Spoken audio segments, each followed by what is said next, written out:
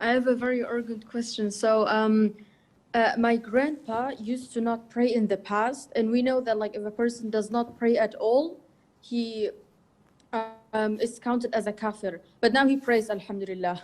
But my mother doesn't know whether when my grandfather, who's her father, she doesn't remember whether he was praying at the time where she got married to my father or not. So I'm worried because a kafir cannot count as as a wali of a woman. So I'm worried whether their marriage is valid and whether I'm attributed to my father now. What is this? Is this a joke, Dima? Now you are cascading things that are way above your pay grade. And this indicates a grave error in the way people think. So my grandfather did not used to pray, but now he prays, Alhamdulillah. So we know that he is a kafir. No, you don't. Who labeled him as a kafir? Sheikh, I heard somewhere on the web, I don't know, maybe Islam Q&A, maybe Islam Web, that who does not pray is a kafir. We said a gazillion times that this ruling is theoretical. I don't come to brother Ahmed, who's my neighbor or colleague at work, and cascade it on him by observing him and say, I haven't seen him pray for 2 weeks. He's a kafir. Boom, labeled him, stamped. This is not Islamic.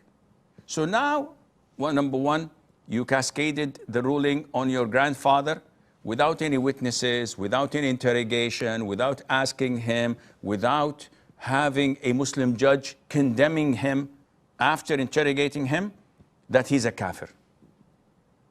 This is error number one. Error number two, now you want to cascade this ruling on him being a wali to your mom when she married your father. So you want to invalidate their marriage, which is cascaded on the other points, such as number three, you're not the legitimate child of your father, which means that your father cannot hug you or kiss you because yet he's your biological father. Islamically, you are born out of wedlock, which means that if he dies, you will not inherit him. You have to take hijab from him. And if someone wants to marry you, he cannot be your guardian. What is this? And this is the same mindset that generates, unfortunately, don't get this personal. I'm not talking about Dima personally. I'm talking about a trend among the Muslims.